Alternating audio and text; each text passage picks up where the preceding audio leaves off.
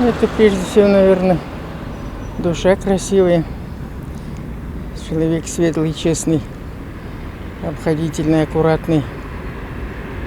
Вся красота в этом. Ну, внешне понятно, следить надо за собой, это уже без слов. И каждый человек сам по себе красив. Супруга моя. Ну, так оно и есть по жизни, что самая главная красота – это здоровый малыш. Внутренняя красота. Красота окружающий мир, прежде всего. Город, зелень, люди. В первую очередь красота – это внутренняя красота. Во-вторых, это, наверное, чистота. Вот это, мне кажется, является красотой. Ну, чтобы везде красиво было. Чтобы люди добрые были, душевно. Если люди добрые будут, красивой душой, и все вокруг красиво будет. Это когда человек скромный, вежливый.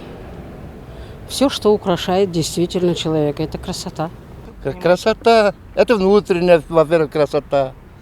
Внутренняя и внешняя красота, что совпадали.